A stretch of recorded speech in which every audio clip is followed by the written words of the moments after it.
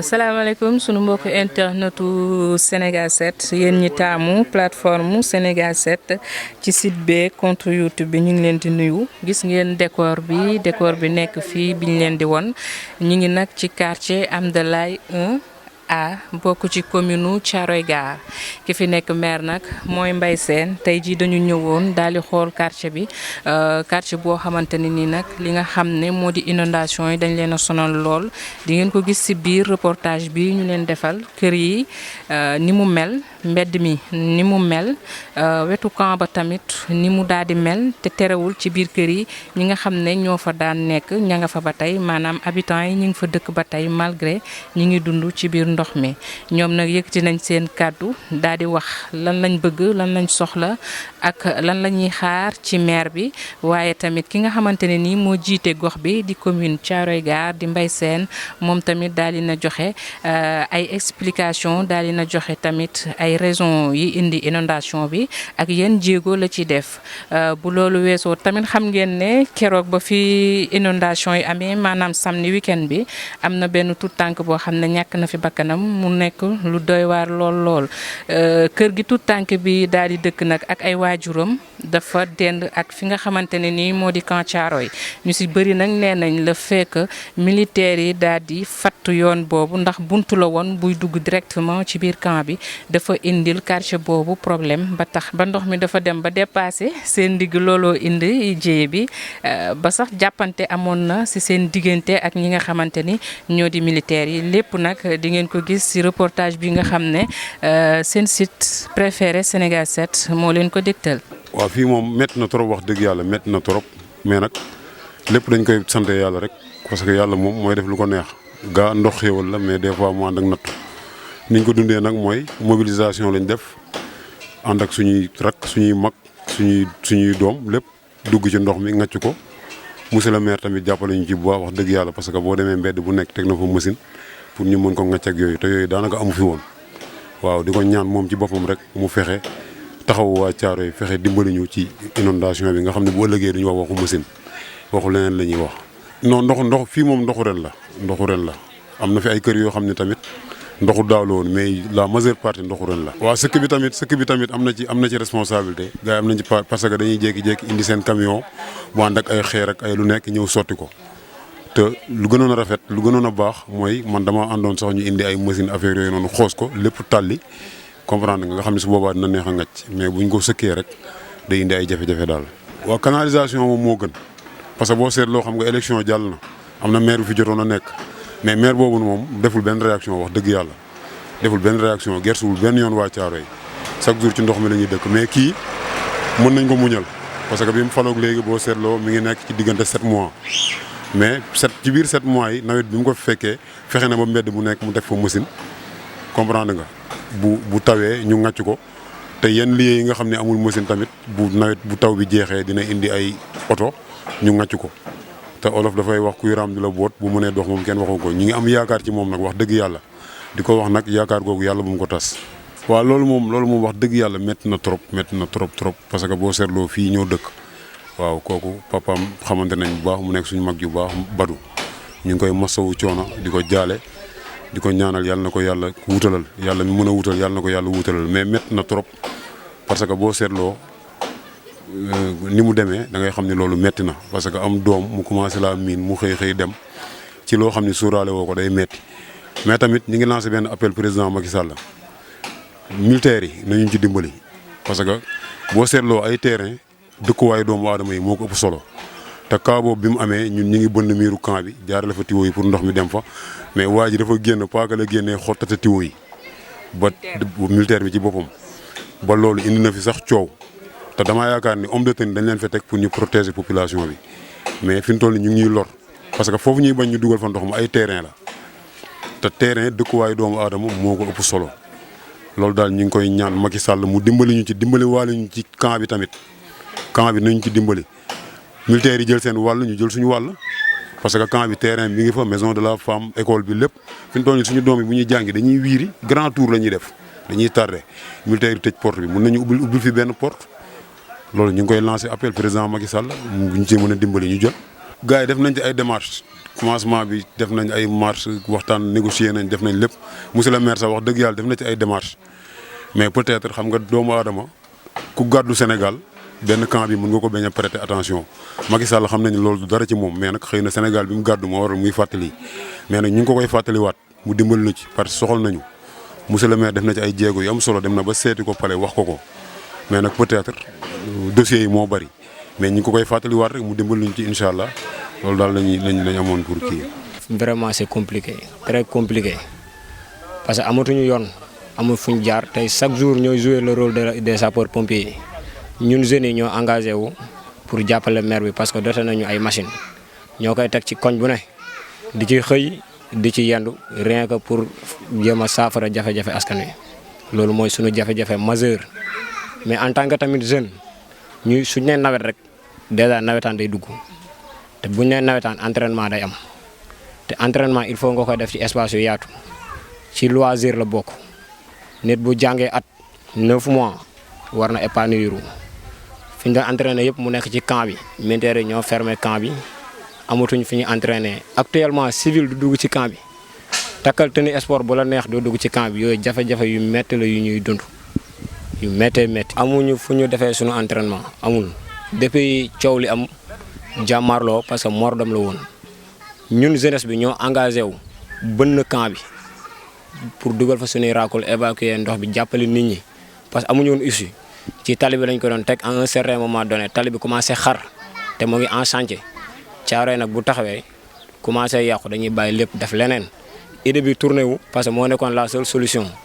dem bënn camp bi évacuer ndox yi nit ñi mën a nekk ci jàmm ndax xale bu génnee àdduna yaayam di xaar di xuusaat ci ndox yi non xool attanu loolu moo nekk suñu jafe-jafe majeur militaire nag tëb nañ miir bi ñëw bënn PVC yi parce que raakool bi ñu xotti man maa nekkoon responsable raakool boobu noonu ñu jàkkaarloo fa ak ñoom ñu nekk seen biir sànni ñu xeer ñu tamit ñu sànnante ak ay ñoom xeer bi ñu xëyee dañoo fatt bunt yi ne benn civil du dugg entraînement amul te ASC yu bëri ku ci mel ne ASC Rakaju ASC Kanigi ASC Darou Salaam ASC Mesere ASC Tessuto bëri nañ manko ñoom ñëpp ci camp bi lañ daan entraîner pratiquement instant yi accès impossible la. non dina indi gàllankoor parce que boo bëggee football faw nga entraîner boo bëggee football da ngay entraîner soo amul entraînement mënuñoo football te nawetaan entraînement moo koy def léegi nag on lance un appel waa zone 5 président ASC yi jeunesse bi jour nawetaan yi ñoom ñëpp nañu engagé wu ñëw ñu porter combat bi wax ak militaires yi ñu fexe tijji camp bi yombal ko nit ñi parce que camp bi am na marché am na ay esat terrain municipal moo nekk fii ñoom dañ ko tenir en main bañ ko jox askan bi te civil yi ci lañ bokk concept armée nation lu waroon a saxul militaire nag ñoo freiné concept boobu noonu mais pas ci civil yi. vraiment depuis les pluies diluviennes yi nga xam ne moo wàcc si Ndakaaru particulièrement commune Thiaroye Gare boobu ba léegi population yu bëri dañoo confronté à des situations d'inondation donc on était en train de faire le tour du quartier pour voir les situations surtout les maisons parce que boo xoolee presque toutes les rues sont évacuées mais kër yu bëri day ball parce que nappe bi phréatique bi moo nekk à une hauteur un peu élevée donc moo tax ñuy war di évacuer di indi ay camions hydrocureurs pour permettre véritablement comme camion kër yi nga xam ne day ball ñu jéem leen soulager donc vraiment la situation était catastrophique dans les 72 heures précédentes mais par rapport aujourd'hui donc boo defee le tour de la commune on a vu quand même le président de la commission environnement toute l'équipe s'est mobilisée pour véritablement apporter des solutions par rapport ak cette population bi li ñuy dund.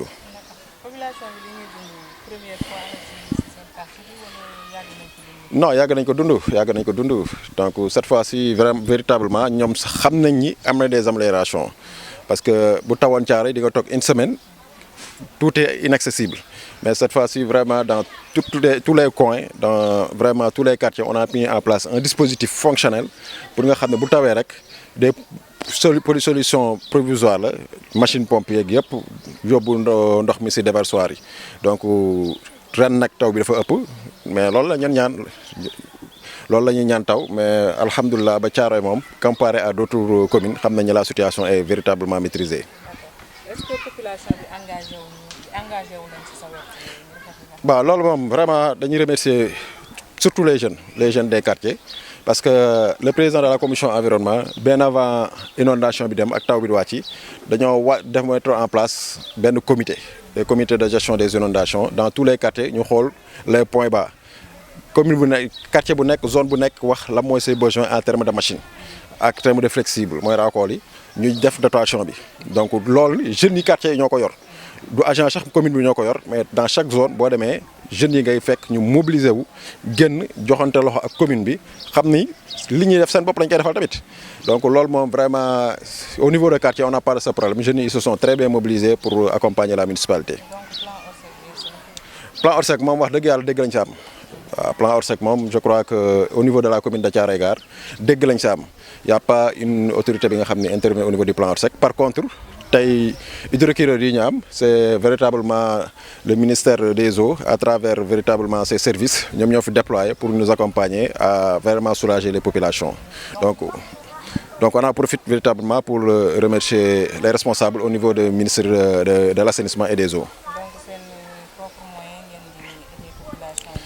Mais tout à fait c'est tout à fait normal xam nga nit moom des fois da ngay dégg ñaan lii du sama compétence.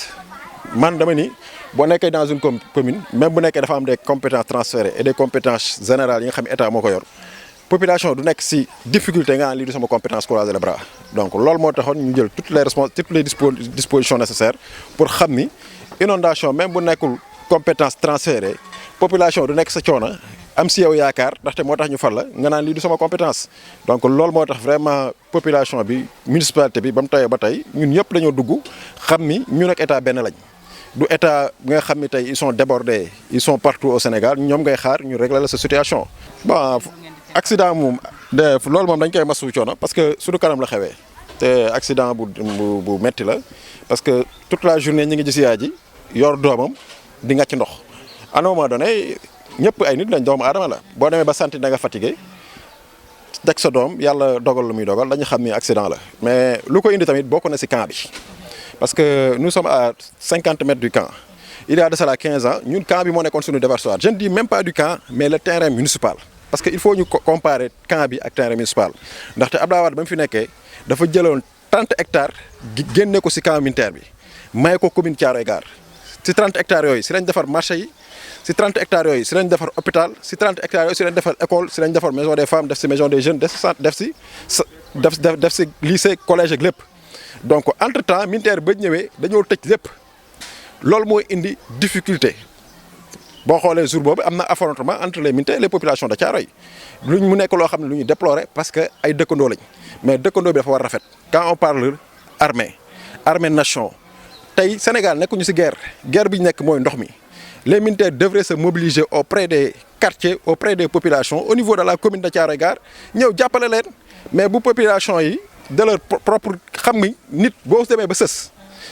amoo solution nga def li ngay def je crois que lu ci ëpp solo mooy waxtaan mais tey militaires yi ñoo tëb miir bi ñëw di dagg ay flexible mu nekk des accidents vraiment très regrettables bi nga xam ne les populations se sont mobilisées pour faire face heureusement en tant que des autorités dalal nañ population bi ne leen militaire bu ñu soyee noonu mais nag il faut quand même que tey état bi jël ay responsabilités am fu limite camp bi yam ñu yamloo ko fa. lu population bi moom ñu am ko tey boo duggee centre polyvalent bi amatul accès maison des femmes amatul accès terrain équipe nawetaan yëpp amatul kenn kuy entraîner non décret présidentiel kenn du si wax xam nga camp militaire kenn du si tabax centre polyvalent camp militaire kenn du si tabax maison des femmes camp militaire kenn du si tabax marché donc am na limite naturelle bu militaire yi moom am na limite naturelle yu civil yi moom bu ñu demee ba cohabitation boobu mënutul nekk mais ku nekk da nga moom da nga jël li nga moom. mais bu nekkee da nga bëgg a jël li civil yi moom di lañ xañ seen jàmm day dem ba day créer révolte te malheureusement situation bi lañ toll au niveau de Thiaroye waxtaan nañ ci mais ñoom ils disent toujours que c'est au niveau de l'état-major donc effectivement nous ne sommes pas contre la sécurisation des camps mais booy sécuriser sa camp civil am lu ñu si moom yow sécuriser sa camp nga permettre tamit civil yi am accès aux infrastructures de base mais bu nekkee da ngay sécuriser sa camp tabaxaale les infrastructures de base fermer leurs portes naturelles ba accès yi ñu am yow bu ñu ñëwee nga leen di bund xatal donc loolu population bi da am fu ñu toll révolte lay indi parce que j'ai l'impression que ñun dañuy considérer comme des pauvres parce que ce qui se passe à Ouakam boo demee au niveau de Bat-Train liñ dagg lépp dañ ko jox ambassade Turquie dañ leen daggal jox leen ko mais ñun j'ai l'impression que on n'a aucune considération aux responsables de la banlieue. Donc tey liñ moom nañ ñu ko jox comme ni ñu joxee waa Barthélémy état jël ay responsabilités am dagg jox ko population bi mais dañ leen ko jox ba mat sëkk donc ñun tamit laaj ñu lenn militaire yi décret présidentiel la dagg nañ marché bi lii jox nañ ko population bi jox nañ ko askan wi mais loolu dañ ko delloo askan wi.